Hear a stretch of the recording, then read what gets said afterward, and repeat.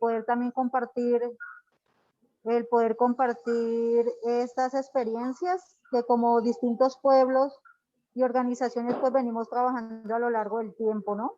Yo soy una mujer indígena del pueblo Nasa, del norte del departamento del Cauca, Colombia, que llevo ya más de la mitad de mi vida un poco acompañando el proceso del movimiento indígena.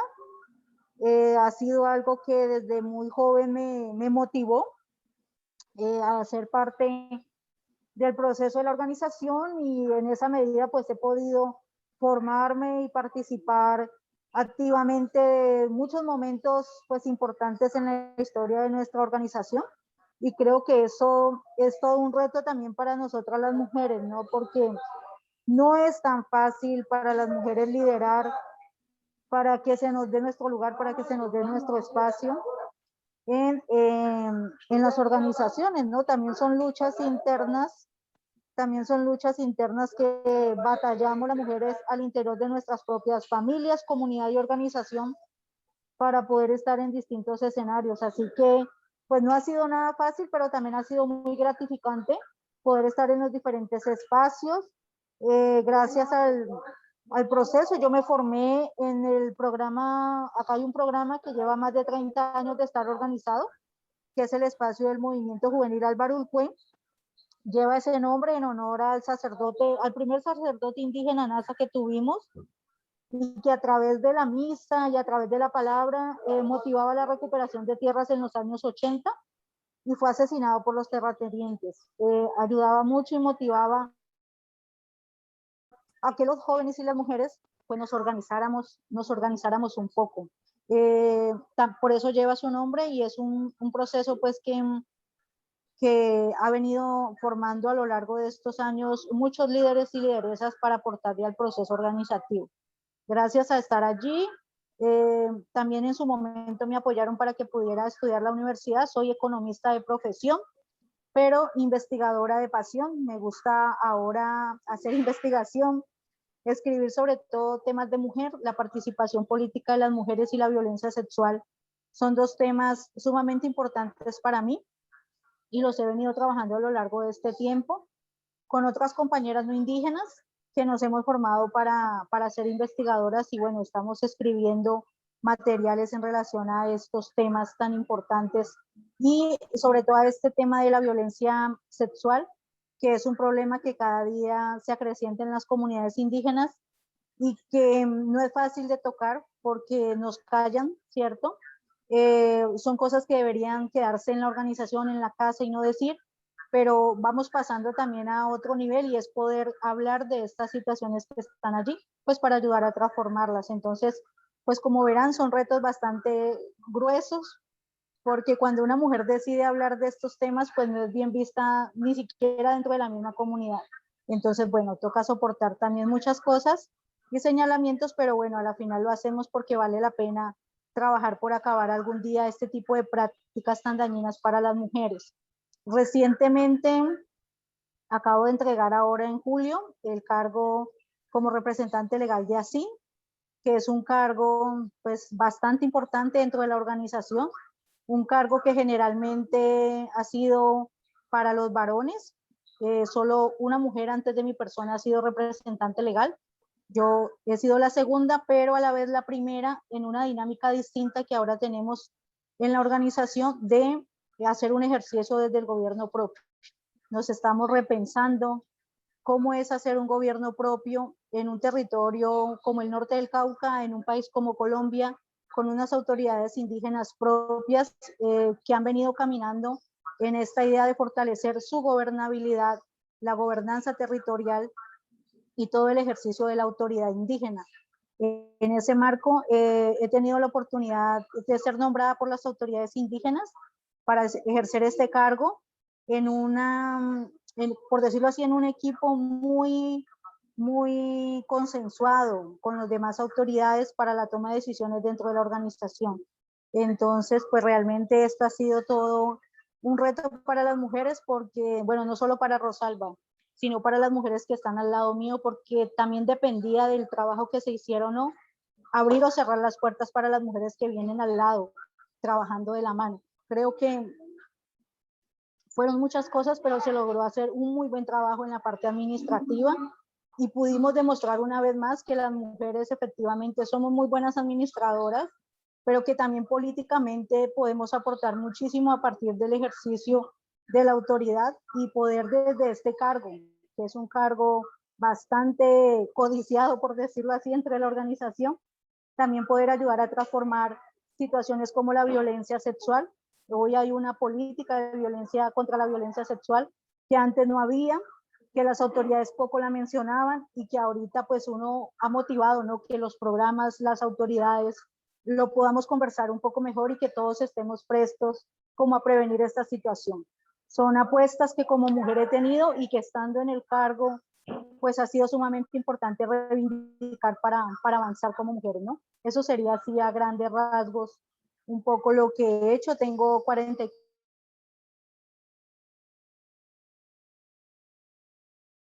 organización, nos conocimos en la organización con mi pareja y ahí hemos venido caminando todo este tiempo. Nuestro hijo desde muy chico es guardia indígena y bueno, ha estado todo el tiempo acompañando el proceso organizativo, ha sido la forma como él se ha criado también y ha ido formándose políticamente, andando de la mano de nosotros y bueno, ahora está en la universidad, estudia antropología, que creo que ha escogido una buena carrera porque seguramente le va a permitir entender un poco más este mundo indígena y un poco aportar desde esos conocimientos y desde lo que él es, aportarle mucho más al movimiento indígena en el norte del Cauca y en el Cauca y en Colombia en general. Entonces creo que pues eso sería así a grandes rasgos, compañeros y compañeras, contarles un poco quién es Rosalba y un poco lo que ha hecho en estos años.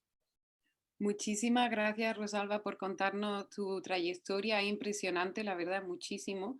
Y además el apoyo que has dado a la comunidad. No sé si nos da tiempo a hacerte un par de preguntas.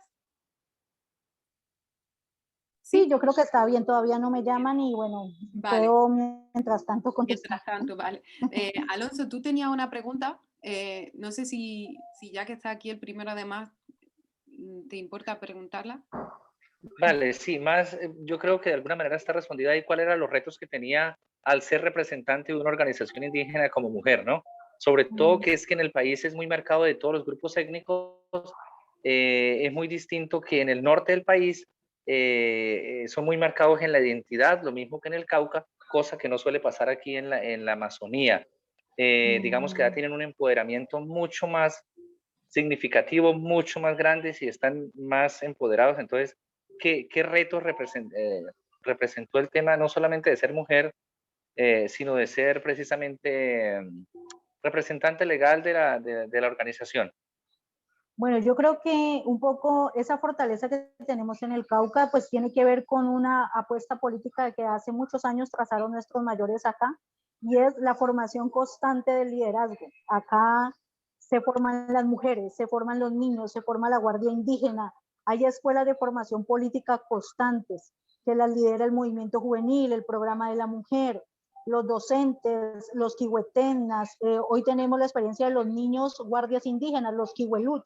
Entonces, todo el tiempo hay procesos de formación acá y yo creo que esa es una fortaleza súper importante, que es lo que ha permitido también renovar y poder que más personas, hombres y mujeres, pues estemos o ejerzamos el papel del liderazgo en nuestras comunidades. Creo que esa es una de las fortalezas y lo decía hace rato, aunque no es fácil, sobre todo para las mujeres, porque para los varones siempre va a ser todo más fácil, digo yo. Para las mujeres siempre nos va a costar el doble poder estar en estos cargos, porque antes de salir a la oficina o antes de ir a alguna reunión nos toca dejar los quehaceres de la casa, porque muchos de nuestros compañeros todavía, algunos han entendido y nos ayudan, ¿cierto? Colaboran, aportan, pero otros no, y todos esperan pues que las compañeras sean las que hagan. Por eso yo digo que siempre nos toca una doble carga, porque toca dejar el desayuno, almuerzo, llegar y lavar ropa, llegar y preparar la cena, pero fuera de eso tienes que asumir la otra responsabilidad que has decidido, porque no es que te obliguen, has decidido realizar. Entonces realmente es un reto, y ahí es donde yo decía, es un reto para uno como mujer, porque también implica sostener el hogar, sostener esa familia, que la familia no se le desbarate a uno por uno estar en el ejercicio del liderazgo pero también al estar en el ejercicio de liderazgo, lograr también que estando allá tu voz sea escuchada, porque a veces nos dicen, no, es que las mujeres están, hay tantas, el 50% son mujeres, sí, pero ¿qué pasa si, si el 50% somos mujeres, pero no tenemos voz, no tenemos voto y nuestra palabra no se escucha, no podemos decidir, siempre deciden los varones por nosotras, ¿sí? Entonces, también el hecho de poder estar en un escenario o en un cargo que te permite decidir es sumamente importante.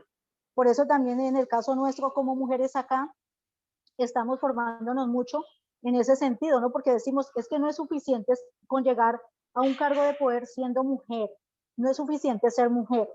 ¿Por qué? Porque muchas veces las mismas mujeres somos las que estamos replicando prácticas machistas todo el tiempo. Necesitamos entonces que las mujeres que lleguen allá sean mujeres realmente sensibles con lo que le pasa a las mujeres en el territorio, que sean mujeres que entiendan qué es la violencia sexual, qué es un maltrato intrafamiliar, qué es la violencia política, porque en la organización se ejerce violencia política hacia nosotras, ¿sí?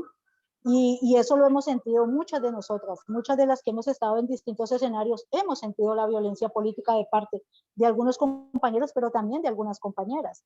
Entonces, por eso lo decía, son retos, porque está la expectativa, ¿no? La gente, los liderazgos te están mirando, si lo haces bien, si lo vas a hacer mal, porque eso cierra o abre las puertas para las demás. Entonces es bastante complejo, pero no es imposible tampoco. Hay algo que a mí me enseñaron hace mucho tiempo y es que uno nunca debe decir que no. Hay que arriesgarse. Sí, hay que arriesgarse y hacerlo. Nadie nació aprendido, pero si no nos arriesgamos a asumir esos nuevos retos, pues también nos vamos a quedar ahí solo quejándonos que no nos dan espacio y que cuando no los dan, pues nos da temor por muchas cosas que nos pasan, porque también es así. Pero sí es importante, yo siempre invito a las compañeras acá en la CIM de que hay que decir que sí, de que hay que asumir, de que vamos aprendiendo en el camino y para eso hay otras compañeras que están allí para darnos una mano. Creo que poder entre nosotras practicar la sororidad es algo que todavía nos hace falta un poco trabajar, pero que es lo que nos va a ayudar para poder estar y avanzar en los diferentes espacios que nos hemos propuesto llegar también como mujeres. Muchas gracias, Rosalba. Muchas gracias. Con gusto. Isabel, ¿estás? Sí, ¿cómo estás, Rosalba?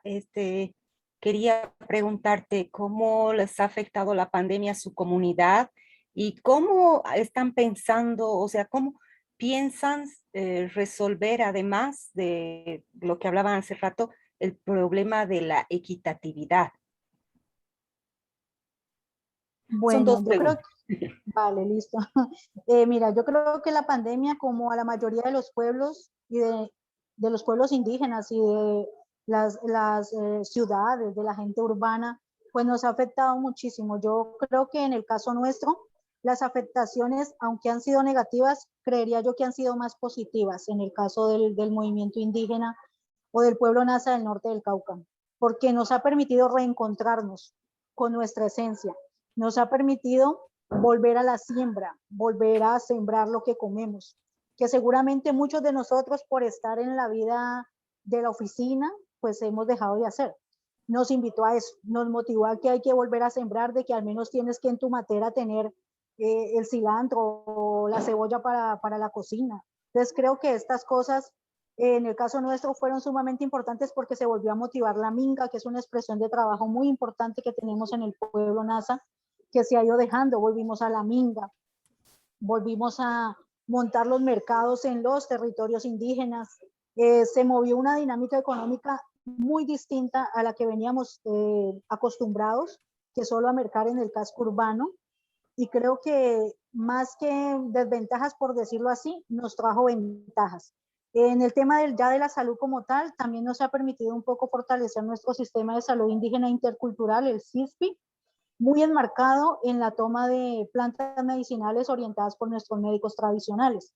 Creo que en las comunidades no ha sido muy alto el índice de personas fallecidas por COVID, porque se ha logrado tratar a tiempo, porque desde que se supo de la enfermedad, los mayores orientaron, ahuyentaron la enfermedad, pero también a través de tomas a través de sahumerios que motivaron a que todos debíamos en casa hacerlos, nos ha permitido controlar, tener controlada la enfermedad en territorio. Como les digo, ha fallecido personas, pero no en un alto grado que nos haya puesto en riesgo a la comunidad. Decir que sobre todo las personas que han fallecido efectivamente han sido personas adultas o personas que ya venían con alguna enfermedad que pues es la forma como más vulnerable, ¿no? de que les afecte el COVID. Pero se ha logrado como devolverse un poco a lo que hemos pensado siempre y que hablamos mucho del fortalecimiento de la educación propia, del fortalecimiento de la salud y de la economía, que a veces se queda más como en palabras, ¿no? Entonces el COVID nos ha servido para regresarnos al territorio, para reencontrarnos con todas nuestras prácticas ancestrales y de repensarnos una nueva forma de vivir en este mundo, ¿no? Entonces creo que ha sido también como esa posibilidad y esa fortaleza en el caso pues, de las autoridades indígenas. Acá las autoridades se han fortalecido alrededor de eso, aunque también por el hecho también de estar muy en el territorio, también hoy tenemos dificultades pues con los diferentes actores armados que están en el territorio, que se pelean en el territorio, cantidad de amenazas y asesinatos. A nosotros no nos está matando el COVID, nos está matando los grupos armados, que no les gusta, que no les conviene, que las organizaciones sociales, tanto indígenas como afro, campesinas, que están en los diferentes territorios, pues motiven, ¿no?, la reclamación de derechos. Creo que tenemos más altos índices de muertes por este tipo de situaciones que por el COVID. Eso, pues, en relación como a la primer pregunta. La otra pregunta era, ¿cuál? ¿Me recuerdas? Qué pena.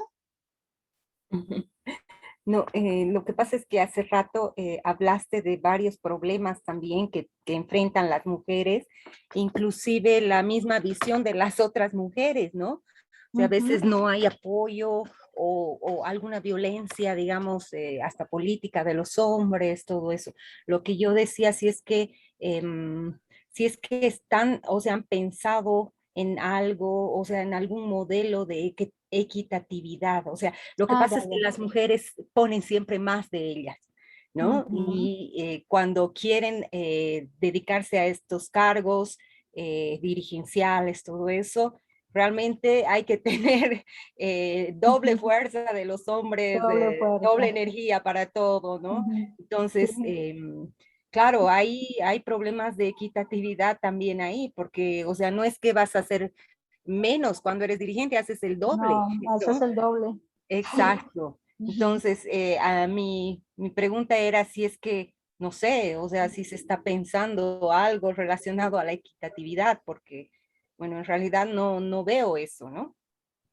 Claro, pues mira, acá hemos hecho discusiones en el marco del tejido mujer, un poco de cómo hacer para lograr, ¿no?, de que estos oficios que nos corresponden en la casa, no solo a las mujeres, sino a los varones cuando conformamos un hogar, que deberían ser más equitativos, ¿no? Que no es que él me ayude, ¿no? Es que le corresponde porque hace parte pues de este núcleo familiar.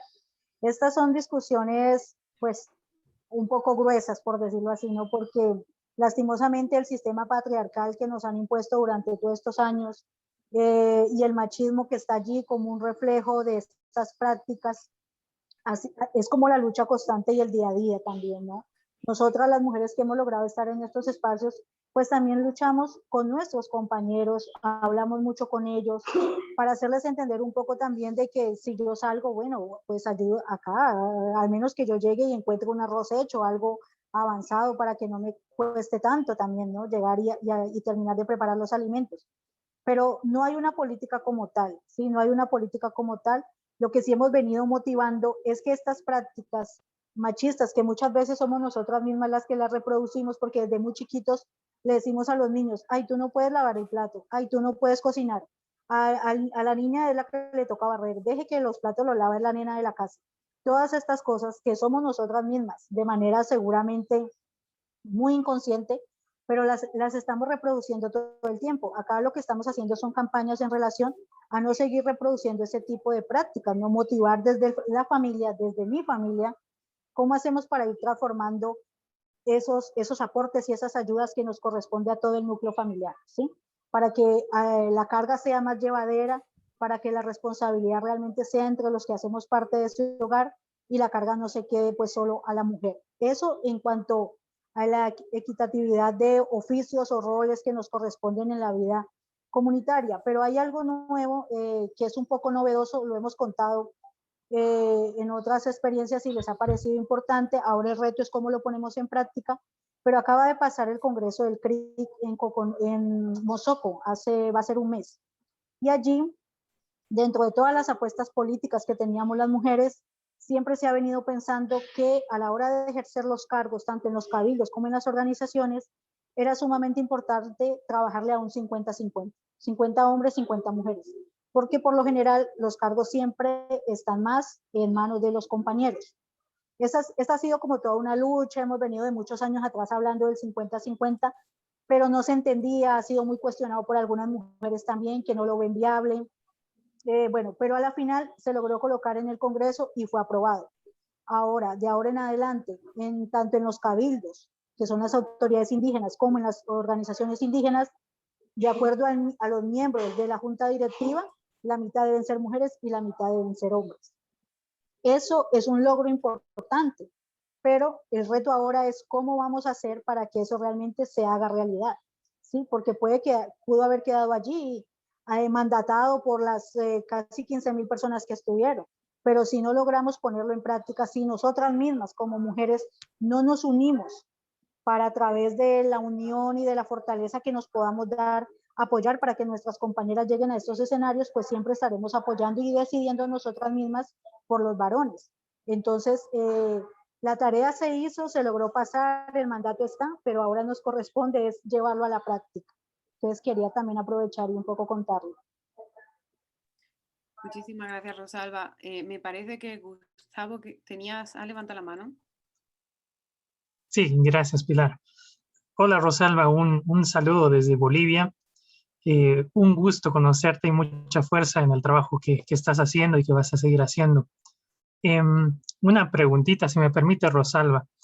Aquí en Bolivia vemos algunas organizaciones indígenas que están debilitadas, ya sea por factores externos, otros actores, o que han provocado fracturas dentro de la misma organización indígena. Entonces, como que ya no hay esa unión o está debilitada, etcétera. Y quería consultarte cómo es allá, en el caso de los pueblos indígenas que tú conoces, si crees que hay actores o razones que ponen en peligro la unión de las organizaciones indígenas en Colombia, si lo está viendo y cuáles son esas amenazas o esos riesgos para la unión de estas organizaciones indígenas. Gracias, Rosalba. Vale, pues mira, yo creo que como toda organización no estamos ajenos pues a este mundo globalizado y lastimosamente, muchas de nuestras organizaciones se dejan permear por malas prácticas, ¿cierto? Por clientelismo, por la misma politiquería, ¿sí? Por el tema del despilfarro de los recursos.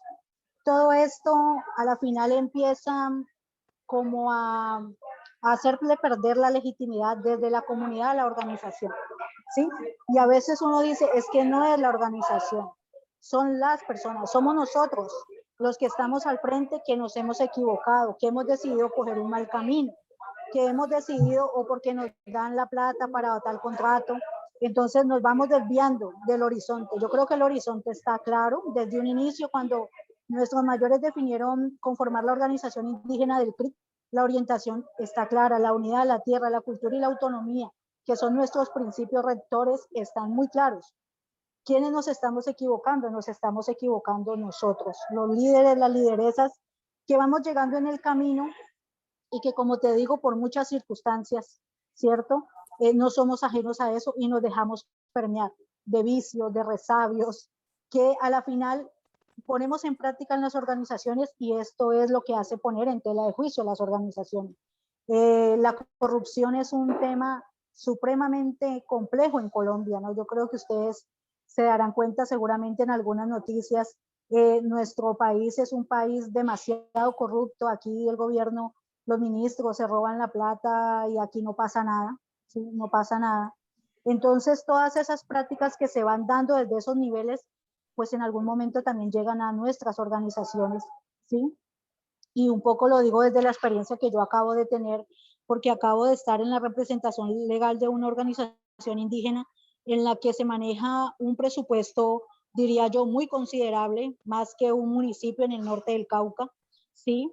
Porque nosotros acá administramos educación, administramos la salud, tenemos una IPS indígena, nosotros tenemos, bueno, no sé en peso boliviano, pero estamos acá administrando alrededor de 88.000 millones de pesos al año, ¿ya? Y eso es una cifra bastante llamativa. Y a uno, en algún momento, algún proveedor le llamaba a uno a invitarle a tomar un café o insinuaba alguna cosa, ah, colabóreme con tal contrato. Entonces, si esto se da y si tú no eres lo suficientemente claro para decir, no, es que yo no trabajo así, hay todo un mecanismo para poder hacer control, ¿sí? Y es un poco lo que también intenté, estando en este escenario de la representación legal, poder ayudar a construir procesos y procedimientos en el área administrativa que nos permita que los que pasemos por ahí no nos dejemos permear del vicio, de la corrupción, que podamos ser transparentes con las decisiones en cuanto a recursos. Y creo que eso es algo muy importante porque el tema del recurso es algo que nos divide en las organizaciones, ¿sí?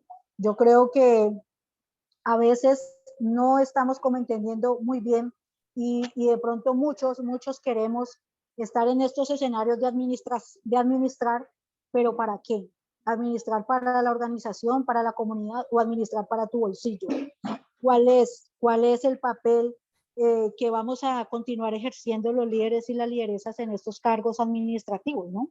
Creo que eso es todavía todo un reto porque hay muchas tentaciones. La verdad es que hay muchas tentaciones alrededor y uno tiene que ser lo suficientemente honesto, transparente, responsable con uno mismo y con la organización para decir que no.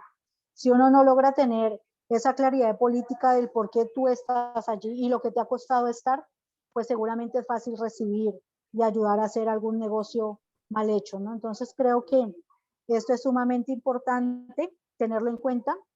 Y en el caso nuestro como organización indígena, a nivel de Colombia, yo creo que hay dos cosas que seguramente nos toca trabajar mucho, que es el tema de la participación político-electoral, porque esto nos divide al interior de los territorios, ¿sí? Porque a veces, bueno, cada quien quiere ser un candidato y a veces la comunidad elige a otro, entonces ya como ese no me gusta, entonces apoyo a los partidos tradicionales. Acá lamentablemente no hemos podido pasar a esa unidad de decisión política para apoyar en muchas ocasiones a nuestros propios candidatos, sino que todavía estamos confiando nuestros votos a los candidatos tradicionales.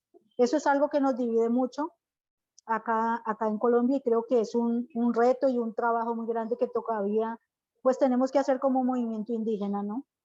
Y otro tema es el tema de los recursos, porque a veces por reclamar derechos, ¿cierto? Nosotros nos hemos quedado es en pedirle al gobierno la plata para administrarla. Pero ¿qué tan bueno es eso? ¿Sí? ¿Qué tan bueno es? A veces nos estamos volviendo operadores del gobierno y hemos cambiado nuestra lógica de lucha, que ha sido la lógica de reclamar derechos.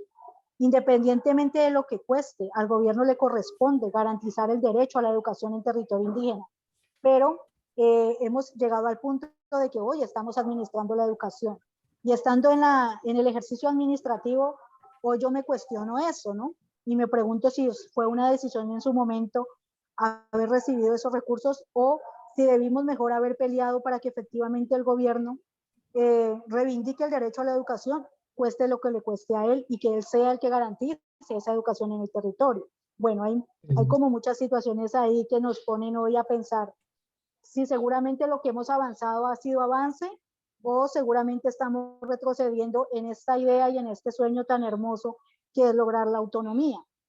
Creo que todavía es una utopía, ¿no? Bastante grande, que allí nos corresponde un poco volver a repensarnos esta dinámica de reivindicar derechos o de seguir pidiendo recursos para administrar. Muchas gracias por esa respuesta honesta y completa, Rosalba. Saludos. Con mucho gusto. Gracias, Bueno. Gustavo, y gracias, Rosalba. Tenía una pregunta también, Wandelina. ¿Estás por ahí en Buenas Wandeville? tardes. Hablo un poquito de español. Yo soy brasileña. Rosalba, ¿de qué forma contribuye la participación de las mujeres a la protección de la cultura y territorio del pueblo de Nasa? Gracias. Qué pena, ya me va a tocar, me va a tocar dejar allí. Vale, no te preocupes, Qué Rosalba. Muchísimas gracias pena. igualmente en estas circunstancias habernos atendido y que mucha suerte con tu cita. Gracias. Gracias, Bueno, no, Rosalba. qué pena no poder responderle a la compañera en otra ocasión. Muchas Bueno, gracias. otra vez, muchas gracias. Mil Que le vaya bien en la gracias, consulta. mil Bueno, gracias. Que le vaya Realmente, bien, sí, Rosalba, Eucha, con el gracias. médico. Increíble. Que sea para tener más hijos, ¿no? No.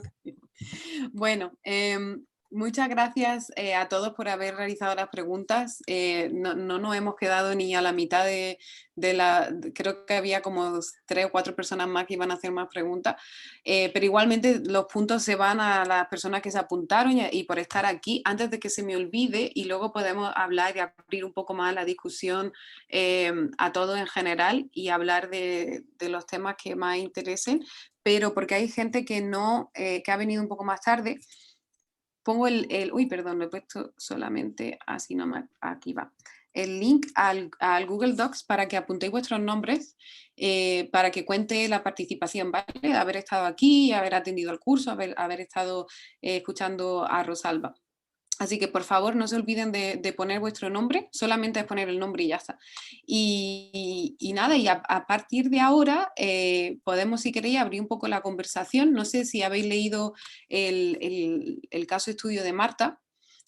Marta Rosero Peña es la que escribió esa parte de nuestro paper, de nuestro artículo, sobre Colombia. Ella es colombiana, ella ha hecho su doctorado aquí en la Universidad de Florida y su tesis argumenta que la ontología relacional es la perspectiva que permite adoptar un abanico más amplio de indicadores y factores para entender la resiliencia de los pueblos indígenas y los pueblos afrodescendentes también. Entonces, no sé si una cosa que viene muy al cuento y también un poco con lo que estaba diciendo antes Rosalba, es esta idea de la ontología relacional en comparación con la ontología dualista, ¿no? Que así es como lo habla Marta, que viene un poco del vídeo de Escobar, que no sé si lo habéis podido ver. ¿Cómo entendéis vosotros? Es una pregunta que yo tengo que la hago también para mí y para todos. La idea esta de la ontología relacional. Sí, Dubán. Sí, gracias, Pilar. Sí, muy interesante lo que nos comentó Rosalba hace un momento. Es bastante, digamos, llamémoslo así, provocador la temática, seguir conversando sobre esa visión que tiene desde el pueblo Nasa y las mujeres, que se queda un poco vacío ahorita, pero pues sí, ahondando en el tema pues de esos derechos y cómo las mujeres indígenas ven sus derechos propios, derechos humanos, derechos indígenas.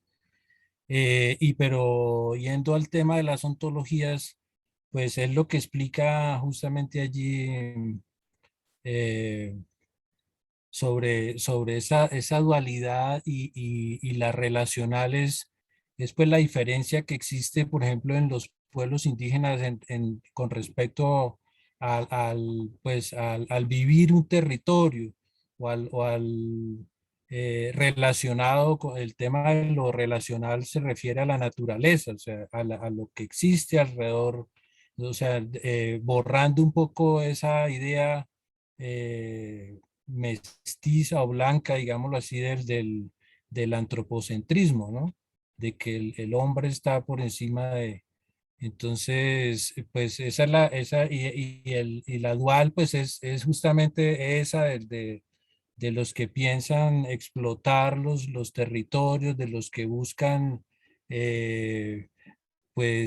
acabar con toda la riqueza natural eh, que simplemente con fines capitalistas, de intereses particulares, un poco esa visión de destrucción y daño pues a los ecosistemas y a toda la parte ambiental que implica, y más ahora, o sea, yo creo que un pensamiento que ha surgido fuertemente en este tiempo de confinamientos y de encierros visto todos por internet y por las, y incluso en los territorios, cómo la naturaleza se ha expresado, cómo han vuelto a salir las especies a los territorios, cómo han vuelto a aparecer incluso en las ciudades animales, porque el ser humano no se está moviendo. Dio para pensar y reconocernos nosotros parte de esa naturaleza, ¿sí? Es como decía un arhuaco, nosotros no conservamos la naturaleza es la que nos conserva. Era la frase que decía un mamo de la Sierra Nevada acá en Colombia. Básicamente eso es lo que entendí del tema de las ontologías. Muchísimas gracias, Dubán. Voy a dar la palabra en un segundo a Hugo, pero antes nada, decirte que yo también es así como lo entiendo, ¿no? Un poco lo que estabas diciendo tú. La ontología básicamente es la filosofía sobre la naturaleza del ser, ¿no? Que intenta entender cómo somos o cómo es algo, no tiene por qué ser solamente lo humano, ¿no? Entonces la ontología dual básicamente es solo hay dos opciones, sí o no, ¿no? Entonces lo que dice Marta y Escobar también es que la ontología occidental es como tenemos una lista de factores, ¿no? O de incluso como un poco hacemos nosotros mismos, ¿no? Me refiero a los autores del artículo. Tenemos una lista de factores, ya sí o no, y como que no hay más opciones, ¿no? Es sí o no. Y entonces la ontología un poco más relacional se asocia más a lo que tú decías, ¿no? A la naturaleza, pero sobre todo a la idea de que hay un abanico muy amplio de opciones y algunas no son ni siquiera una palabra, a lo mejor es una forma de bailar. No sé si habéis visto el vídeo de Guaira, en el que ella habla del arte y la manera de expresarse de los pueblos indígenas, ¿no? Y ella dice, nosotros somos muchos de los sonidos, ¿no? Y de un poco los sonidos que hay en la naturaleza, y eso nos lo están quitando, ¿no? Entonces hay veces que como que la ontología occidental o la ontología dual, esas opciones no las contempla, ¿no? Y es un poco lo que argumenta Marta y Escobar en ese vídeo que también espero que hayáis visto. Entonces, con eso, Pilar, sí. y algo cortico que se me olvidó decir, qué pena interrumpirte, justamente de lo que estás hablando, la visión que tienen, por ejemplo, el pueblo Nasa, la palabra Nasa, el término Nasa significa gente, ¿sí? Ujú, Y gente no solo los seres humanos, sino los animales también. Y todo lo que tiene vida es gente, ¿sí? Incluso ujú. los seres espirituales y todos estos, NASA significa, seguramente Rosalba lo explica mejor, pero NASA es eso. Entonces, incluso dice, los animales también algunos tienen de humanos, ¿sí? Es una Ujú, explicación que ellos dan. Entonces, ahí entra en juego como el tema de las cosmovisiones y claro. cómo ellos desde los universos propios, cada uno expresa su forma de ver el mundo y el planeta, pero lo que sí coincidimos es que el antropocentrismo, y como decía Rosalba también anteriormente, el tema del patriarcado y de todos estos, pues por las luchas en las que las mujeres ahora están en temas de machismo y otros tratando de mermar esas violencias también intrafamiliares o intraterritoriales, pues son parte, digamos, de todo este tema ontológico que estamos conversando. Era eso. Muchísimas gracias, Dubán. Me parece que Hugo había levantado la mano antes, si no me equivoco. Sí, Pilar, ¿cómo estás? Buenas tardes con todos. Bueno, ahora me encuentro en la Amazonía peruana, en una ciudad que se llama Pucallpa. Pucallpa es una ciudad una de las más grandes en la Amazonía peruana, y ahorita está lloviendo. Bueno, respecto a las antologías, sí, me parece plausible la entrada que le da Marta, porque si bien es cierto esta idea dualista del pensamiento, no solamente va, es decir, de la extracción de los recursos, y en este caso ya conlleva la destrucción de la naturaleza, sino también ya entra también a las mismas personas, a las mismas comunidades indígenas que son vistas como otras personas, como el otro. Y también esta visión dualista va a dificultar, de alguna manera, el respeto de sus derechos, sobre todo a la tierra, por esta contradicción que se entra entre ambas, esta ontología relacional y que sí nos lleva pues a tener una visión a que otro mundo es posible, una alternativa al sistema actual, que es este sistema, como quieran llamarlo, neoliberal, capitalista y, bueno, extractivista. Y esta ontología, en todo caso relacional, pues nos muestra un nuevo camino, una alternativa. Y cómo el reto, me gustó mucho de Rosalba, de utilizar la palabra reto, la resiliencia que ella tiene, la fuerza, y desde todos estos aspectos, ¿no? Tanto desde el género, o sea, desde la equidad entre varones y mujeres, el respeto también de estas poblaciones indígenas, que, bueno, esto es muy común en toda en América Latina. En Perú hubo un presidente que se refirió a las comunidades indígenas como ciudadanos de segunda clase. Entonces, me parece que esa visión que tiene Rosalba es completa, o sea, engloba todo. Básicamente quería ir por ello, ¿no? Por el tema de las personas, por el tema de los derechos, o sea que en sí esta ontología dualista no considera también a las poblaciones, a las comunidades indígenas.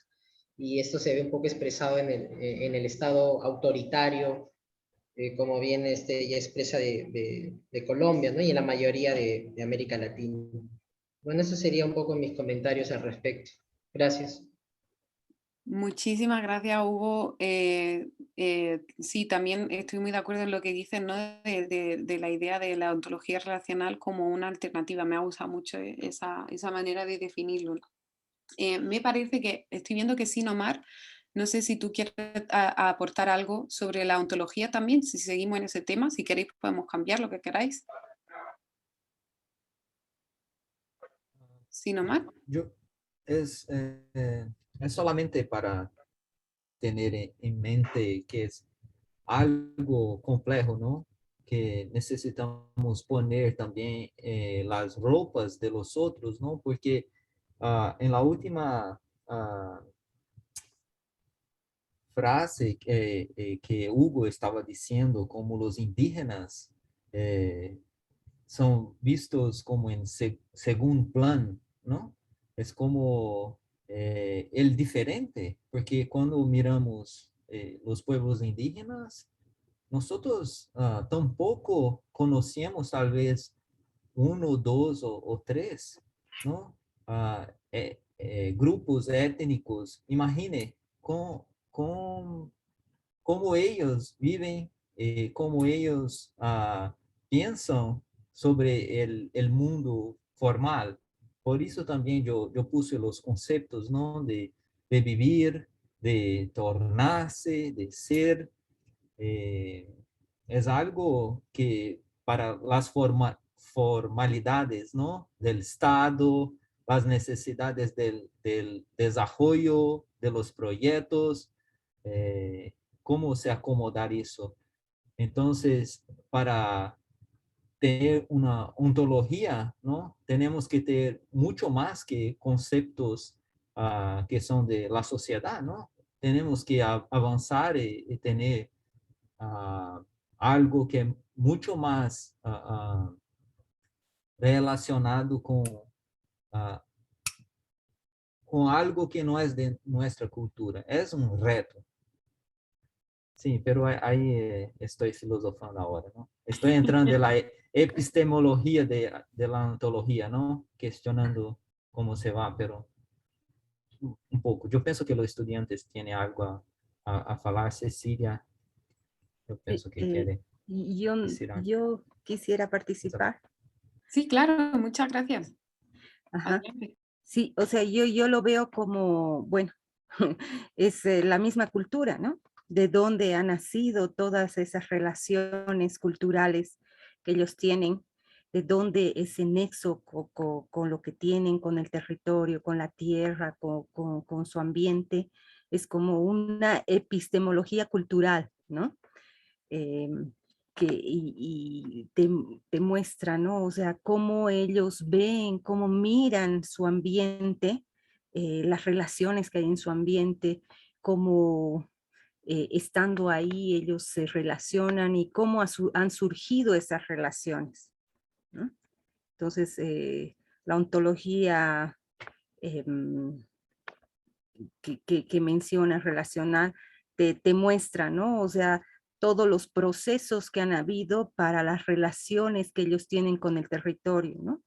Y habla de que también, ¿no? O sea, de que se los saca del territorio y así pierden todo, ¿no? Entonces, rescatar todos esos valores los va a unir más y transmitir también a la gente, van a transmitir tu cultura, lo que son, para que la gente pueda entender lo que ellos son, ¿no? O sea, ¿qué los liga a sus territorios? ¿Por qué no se trasladan de esos territorios? ¿No? Eso, básicamente.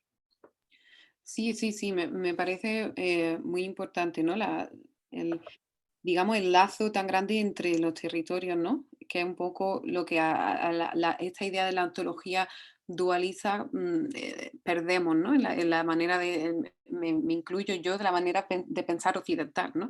Como que ya nos separamos mucho de la tierra. Y Gustavo tiene la mano levantada, pero bueno, voy a dejarle a que intervenga y luego pongo una de las preguntas que me ha parecido muy interesante, pero quiero darle la palabra a Gustavo, que ha levantado la mano. Gracias, Pilar. Simplemente siguiendo algunos de los elementos que mencionaba Duván en su interpretación, me gustaría seguir el camino que planteaba esto, ¿no? Él mencionaba la visión de antropocentrismo versus una visión donde realmente nos integramos en la naturaleza, somos parte del ecosistema, ¿no?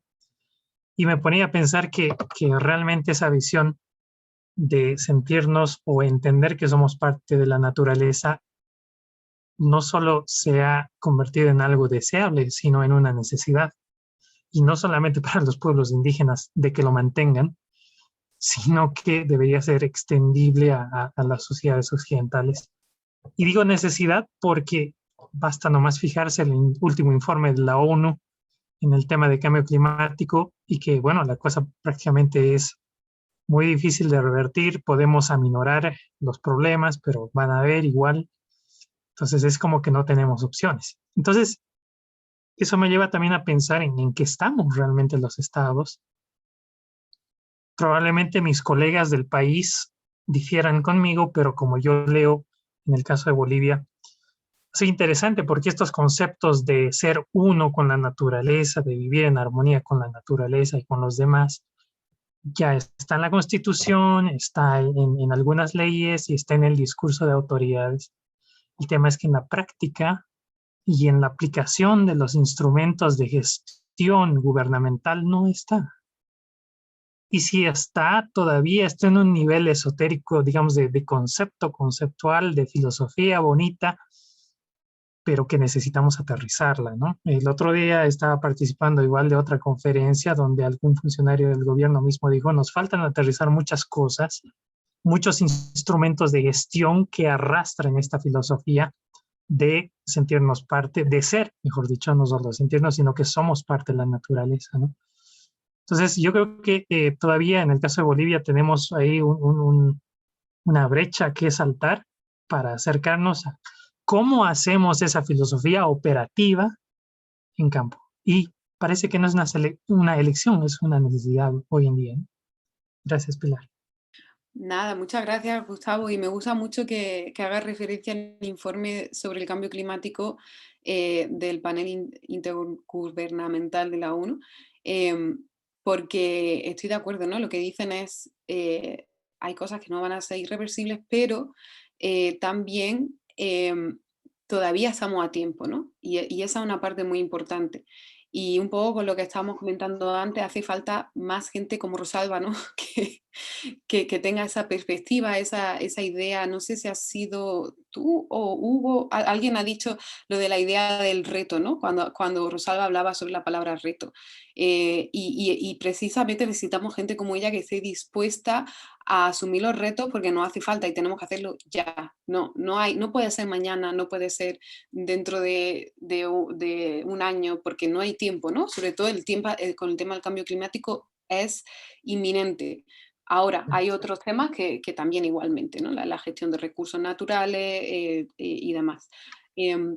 Lo que quería, la pregunta que quería lanzar de las que habéis puesto, que me parece muy interesante y de alguna manera hemos tocado, es esta sobre la idea de la juventud dentro de los pueblos indígenas, pero igual también dentro de la juventud en general, ¿no? ¿Cómo hacer para fortalecer el compromiso y el involucramiento, ¿no? O sea, también pensando en el futuro. Esa idea, no me acuerdo quién la ha puesto, pero me parece muy interesante esa pregunta. Y no sé qué pensáis vosotros sobre eso en vuestros casos, en vuestros propios países, en vuestras propias comunidades.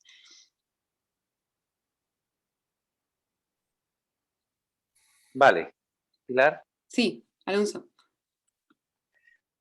Sí, es una pregunta que nos hemos hecho en acompañamientos de comunidades, el cómo hacer para que los jóvenes se involucren en términos de que, por ejemplo, en el mundo ticuna, quienes van a la chagra, a la parcela, al tema de siembra, en la mayoría son los adultos mayores o los abuelos.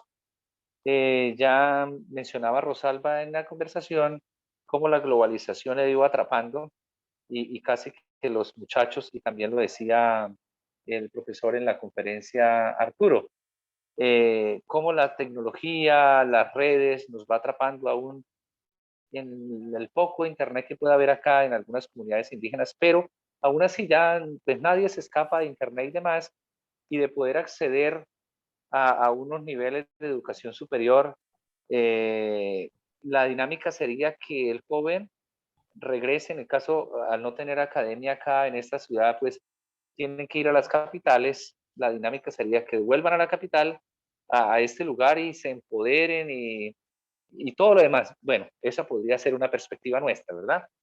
Pero a veces el mundo, como lo llaman acá, el mundo occidental termina ganando un poco y pues como que los jóvenes se van poniendo paralelos. ¿Qué se ha venido trabajando en algunas comunidades? El ejercicio de que los muchachos escuchen, eh, escuchen a los saberes ancestrales. Y hacemos ejercicios de círculos de escucha, dinámicas de escuchas, eventos deportivos para recordar los deportes que ellos tenían ancestrales como de arco y flecha, como rajaleñas y cosas, y tratando de decirles, oye, la raíz, ustedes tienen raíces, no pueden olvidar ni desconocer las raíces. Y Rosalba mencionaba otro elemento que para nosotros es sumamente significativo acá, es el tema de la formación, ¿no? Una formación con una mirada muy desde la etnoeducación, desde lo étnico, no desde una mirada y desde los ritmos nuestros, porque, claro, hemos tenido eh, choques al intentar en determinados momentos diseñar y crear proyectos desde nuestras perspectivas, pero no desde las propias dinámicas en el tiempo y en las dinámicas que manejan nuestros jóvenes. Pero tenemos experiencias significativas de acompañar sobre todo en el mundo ticuna, cocama, yagua, en los que los muchachos van haciendo sobre todo un tema de rescate cultural que es supremamente significativo. Antes de hablar de un tema de liderazgo es que asuman la cultura para entender la lengua, para que no vayan a quitar la lengua de la escuela ni de los colegios, y que efectivamente sigan en su mundo. También Rosalba recordaba el tema de que en la pandemia el rescate, de que hay que volver a sembrar, de que hay que seguir sembrando, de que hay que cuidar el río y que hay que cuidar todo. Esa es como la experiencia que puedo compartir acá en el caminar con estas comunidades, porque eso es un caminar y no es aquí como, es una construcción entre todos en los que vamos aprendiendo y ellos nos van aportando muchos elementos. ¿Y cómo van normalmente en la práctica esos grupos que has dicho que hacéis? ¿Cómo, hablas tú de grupos en los que has participado, ¿no? Con jóvenes, ¿o no? Sí, ¿Y cómo sí, sí, sí. digamos, cuál es tu experiencia con esos grupos? ¿Cómo funcionan, no funcionan, qué va bien? Bueno, tenemos elementos como, digamos, en grupos unos enfoques, el tema de la espiritualidad, sin intentar hacer una evangelización impuesta, sino los mismos saberes, la misma espiritualidad, las mismas celebraciones que ellos puedan tener. El tema de la agricultura ha sido fundamental, el no desconectarlos del mundo en el que ellos han crecido y esperan seguir creciendo, que es el contacto con el río y es el contacto con la naturaleza. Y otro elemento es la parte artística. Están muy interesados en aprender a tocar algunos instrumentos, entonces, es decir, en la medida que ellos piden que se les apoye, que se oriente, que se acompañe, que se necesita algo, pues se trata de poner ahí de acuerdo a sus propias dinámicas y a sus propios ritmos. Vale, muchas gracias por compartir esa experiencia. Dubán, veo que tienes la mano alzada. Sí, gracias, Pilar. Precisamente hablando del tema de los jóvenes, pues hay ahí sí como la palabra del día, reto o desafíos frente a esta población de jóvenes. Los mayores en algunos pueblos indígenas, me refiero por el más cercano ahorita con los que he conversado, los indígenas Guaunán del Chocó, los rectores de los colegios, una inquietud gigante de ellos y grande que los aqueja mucho, pues es el tema de la educación misma, o sea, de la educación y de la educación en general de estos estudiantes. Ellos están en las selvas y no tienen acceso después de salir de su bachillerato, por decir, en algunos hay solamente hasta 9º grado, el bachillerato se completa en el 11 grado. Entonces, después de que ellos salen, ellos dicen, ¿qué quieren estos jóvenes? O sea, me dice el rector, ¿qué quieren? Los jóvenes, lo único que piensan después de salir del colegio es ir a buscar mujer, dicen así. Buscar mujer y casarse, juntarse, tener hijos. Incluso no están pensando ni cómo van a sostener esos hijos, porque como ellos viven en comunidad o como pueblos viven en esa idea de autonomía, entonces, y de autodeterminación, pues ellos aspiran a que estando ahí en el resguardo, pues puedan seguir sosteniéndose como familias. Esa es una problemática grande, el tema de la educación. En los mismos mayores, en este momento, o sea, la realidad es que estos mayores de ahora, o sea, o estos, digamos, contemporáneos nuestros, han podido acceder a una universidad. Algunos, sí, los que son profesores, por ejemplo, en un colegio, los profesores indígenas, ellos pasaron por una universidad. Entonces ellos se ven como una generación de los que fueron a la universidad, porque sus padres no. O sea, los mayores, los taitas, los anteriores, los viejos, ellos, los ancianos, ellos no fueron nunca a una universidad, ellos permanecieron en el territorio, ¿sí? Entonces, eso también aqueja una problemática, ese tema del profesionalismo de los indígenas. O sea, que afecta un poco, o sea, es un riesgo de perder la identidad, ¿sí? Eso es lo que ellos lo ven de esa manera, ¿sí? Ellos están perdiendo identidad con el hecho solo de ir a la universidad. Entonces, ¿cómo, aparte de lo que otros compañeros antecesores también comentaron acerca pues, de esa influencia tecnológica y de afuera, del blanco, ¿cómo se dice? Como dicen ellos, esa visión pues, del exterior, de, que afecta mucho la televisión, la moda, la música, ¿sí? Cómo transforman esas experiencias o esas tradiciones o esos procesos ancestrales que ellos viven, que algunos conservan en sus territorios. El tema de las religiones es una afectación gigante para ellos también, fuerte.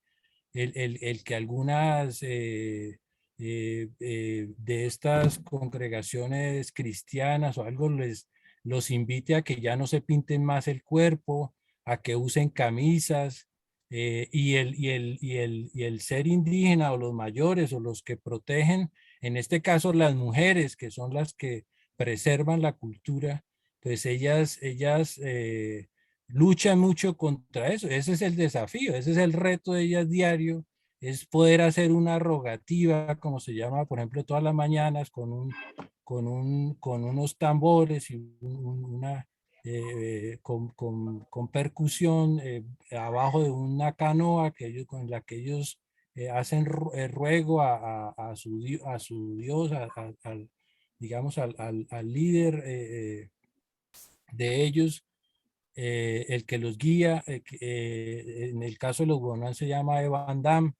Ellos eso lo pierden, o sea, eso está en constante amenaza, ¿sí? Está en constante amenaza por esas diferencias, yo no uso ya la palabra rescatar. A mí rescatar me parece un término como de bomberil, o sea, de los bomberos. Yo hablo es como el término de recuperación, ¿sí?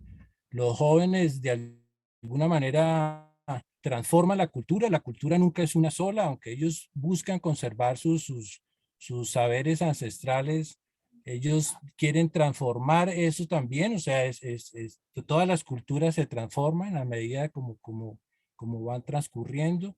Entonces, esa transformación de esas culturas, de alguna manera, pues los jóvenes la viven, y los que son conscientes, digámoslo, porque, bueno, quiero hablar de otra problemática fuerte social que ellas tienen, que es el licor, ¿sí?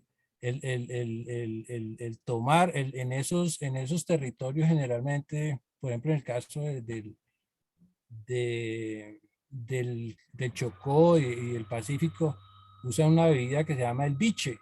Entonces ese biche es permanente el fin de semana, la fiesta, digamos, esa cultura festiva de ellos. También afecta mucho porque, ¿por qué? Porque no tienen en qué ocuparse. Realmente no es porque, sino que ya esas dinámicas están creadas, ¿sí? Hay que buscar la forma de cómo ellos mejoran el ambiente, ¿sí?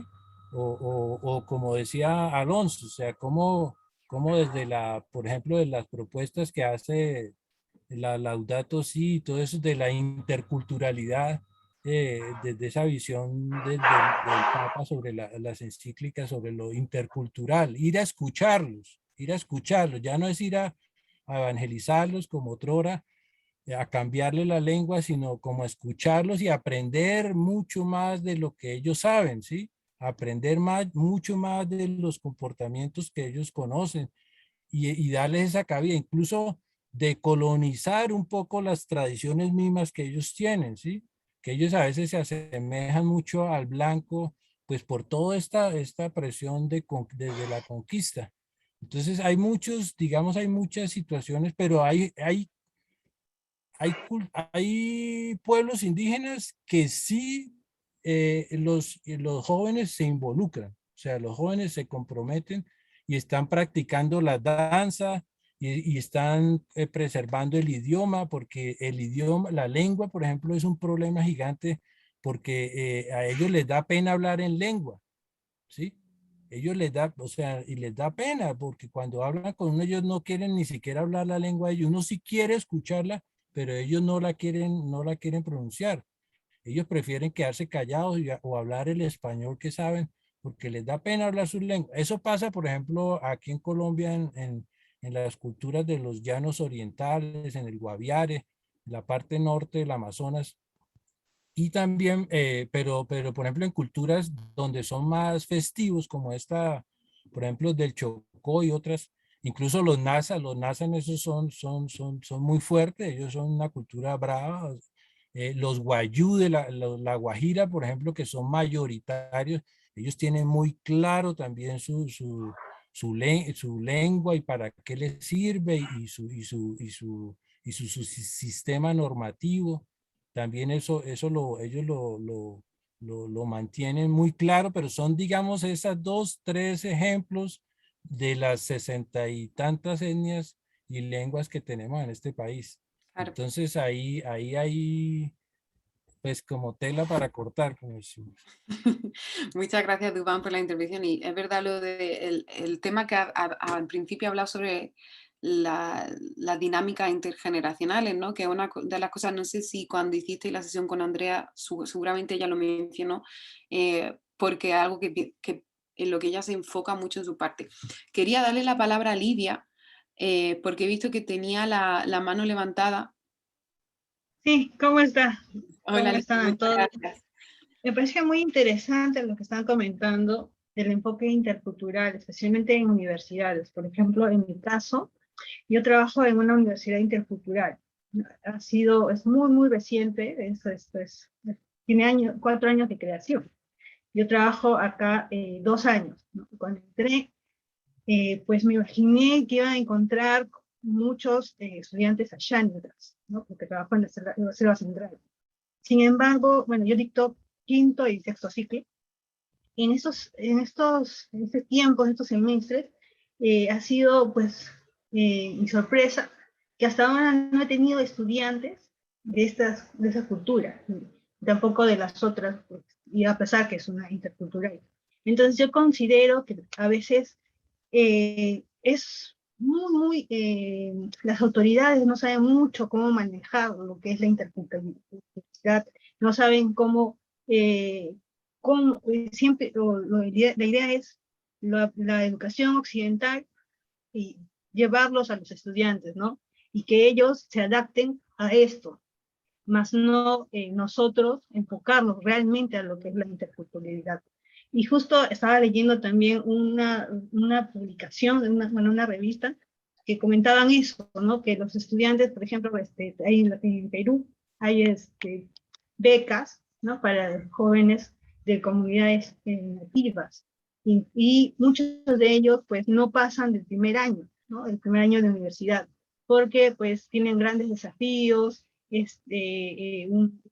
la exigencia es diferente, no se acostumbran, no hay acompañamiento, y entonces eso hace que desistan. Y entonces es lo que también está pasando en la universidad donde yo trabajo, ¿no? Por eso no llego a tener estudiantes, porque los ciclos que yo manejo son mitad de carrera, ¿no? Entonces, generalmente los estudiantes desisten en primer semestre y segundo semestre. Entonces, eso también es una problemática que a veces no sabemos manejarlo. Eso sería todo. Gracias. Muchísimas gracias, Lidia, por hablar de tu experiencia como docente en la universidad. Y se nos estamos acercando ya al final de la sesión, quedan 4 minutos. No sé si alguien más se ha quedado con algo que decir, sobre todo de los que no habéis tenido a lo mejor la oportunidad de hablar antes. Si hay alguien más que alguna cosa en algún momento quería decir algo y no ha podido. ¿No? Hugo tiene la mano levantada. Sí, Pilar, gracias. Respecto a que yo creo que sí es posible otros mundos, ¿no? Como bien decía Arturo Escobar, otros mundos son posibles. Y esto viene, pues, como decía Dubán, de recuperar, bueno, y en todo caso también sería rescatar, ¿no? Porque la mayoría de estos pueblos, pues, están oprimidos. La mayoría de estos pueblos están oprimidos, entonces nosotros desde la academia, nosotros podemos, y mediante la acción también, se puede, en todo caso, se puede dar a conocer estas prácticas, como bien decía Lidia, porque no solamente nos estamos quedando en el discurso, sino también nosotros tendríamos que ser partícipes de ellos mismos, ¿no? Eso me parece una idea muy interesante y de un desafío, en todo caso, para nosotros. Eso quería decir. Gracias. Pues muchas gracias, ¿no? Me parece muy buena manera de terminar la sesión hablando del desafío y el reto que tenemos por delante, y verlo como lo que tú dices, ¿no? Tener esa alternativa y esa en la mente, ¿no? Tener algo que es posible y que a lo mejor no vamos a alcanzar la perspectiva exactamente que tenemos en la cabeza, pero algo mejor es posible, ¿no? Y entonces no tirar la toalla es muy importante, ¿no? Porque hay veces que, sobre todo, por ejemplo, con el cambio del cambio climático, es muy fácil decir, bueno, ya, no va a pasar nada. No, el futuro es demasiado negro, no quiero mirar hacia adelante, nada. Pues es importante no dejar la toalla porque todavía sí es posible, ¿no? Es muy, muy importante pensar en la alternativa, pensar en las posibilidades, y adoptar un poco, por cerrar con lo que empezamos, la idea de la ontología relacional, ¿no? Y quedarnos un poco con lo que tenemos alrededor y saber relacionarnos de otra manera a la que estamos acostumbrados, sobre todo los que estamos acostumbrados a tener esa perspectiva occidental y dualista. No sé si Sinomar o Angélica tienen algo más que decir, que no nos haya dicho, que están aquí. Angélica ni siquiera no ha dado tiempo a hablar con ella. Hola a todos, ¿cómo están? ¿Me escuchan? Sí. Sí. Hola, bueno, me hubiera gustado participar más, pero veo que todos tienen muchas cosas interesantes que decir, y así que voy a dar la palabra a los estudiantes, tal vez el próximo viernes, que me toca a mí, el módulo, voy a un poquito entrar vamos a hablar un poquito sobre comunidades indígenas también, así que le dejo la palabra a Dubán, que tiene muchas cosas interesantes que decir. Y un gusto a todos. Chao. No, qué pena tener que gastar tanta palabra. Como dicen los guayúos, no he tomado chicha, pero es la chicha la que aflojan las palabras. No sé qué me la ha aflojado hoy a mí, pero es el ánimo, digamos, y el ímpetu que ustedes mismos provocan con estos temas. Yo solo quería como también una manera de concluir desde mi visión, y en la relación que tiene este encuentro con Rosalba y con la otra compañera que no estuvo, con lo ambiental, o sea, con este tema de la gobernanza, ¿sí? E incluso con el caso de Colombia, para la que escribió el módulo de hoy, Marta. En Colombia, una de las víctimas silenciosas del conflicto armado ha sido el ambiente, justamente, ¿sí? Una vez se firmaron estos acuerdos y el capítulo étnico se logró meter ahí al final, ¿sí? Una vez pasó eso, pues parece que fue terrible porque empezó a afectar los ecosistemas de todo el país. Antes las empresas extractivistas esas no podían entrar a los territorios porque la guerrilla no lo permitía, ¿sí? O todo este conflicto no daba para eso, ¿sí? Pero apenas se movilizaron y apenas hicieron pactos para la desmovilización, pues el expresidente, el que firmó, hizo que todas estas empresas, o sea, es como que se abrió a que todas las empresas de extranjeras vinieran y explotaran, y eso es lo que está pasando, mejor dicho. Eso es esa es lo terrible en el tema ambiental en Colombia ahora, es precisamente ese extractivismo, incluso una de las líneas del gobierno de Santos era el tema de la minería, abrirse a la minería, ¿sí? Y abrir a todas estas empresas mineras que vinieran a explotar. Y hay unos líos terribles aquí, incluso de Estado, de gobierno con esas empresas, que lo tienen demandado al gobierno porque no les cumplieron, porque no les dieron licencias ambientales, porque la resistencia, digamos, de las poblaciones también ha hecho que eso no suceda. Pero digamos, es un tema que yo quería que estas compañeras indígenas nos resolvieran también desde la visión de ellas, pues de cuáles han sido esos modelos o formas de resistencia pacífica que ellos han tenido para que justamente en el posacuerdo no existan, digamos, toda esta presión tan fuerte que tenemos con respecto pues a la afectación al ecosistema y a los recursos hídricos, a las maderas. Bueno, en fin, es una problemática grande, pero es como para otro encuentro de esto con el... Sí. Te comento que además viniendo al cuento y ya para terminar con lo que estabas diciendo, yo por supuesto no puedo hablar por ellas, pero a mí me da la sensación de que uno de los recursos es el diálogo, ¿no? Que ellas toman. De hecho, parece ser que Guaira no ha podido venir porque le han requerido para dialogar con un grupo porque había no sé qué problema y me acaban de escribir que por eso parece que la han requerido, ¿no? Entonces, como me da la sensación a mí, por supuesto, esto no, tendríamos que preguntarle a ella, ojalá tengamos la ocasión en algún momento, pero a mí me da la sensación de que uno de los recursos que usan, escuchando a lo que Rosalba ha dicho también, no es el diálogo, ¿no? entre ellos y un poco la manera pues de buscar puntos en común y sacarlo a relucir, digamos, ¿no? Y escuchar que también es muy importante.